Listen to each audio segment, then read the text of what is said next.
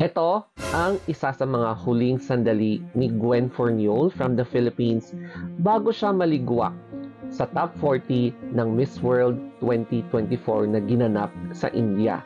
Nakakalungkot man, kaya lang ganun talaga ang buhay. Kaya pag-uusapan natin ngayon ang 5 possible reasons bakit siya hindi napasok sa top 40. Ang ayos-ayos naman niya sa Miss World 'no, nag-glow up pa nga siya, eh. Nasa kanya yung mga damit, ang gaganda ng mga pinasuot sa kanya, yung styling always on point, kaya lang hindi talaga siya napili, eh.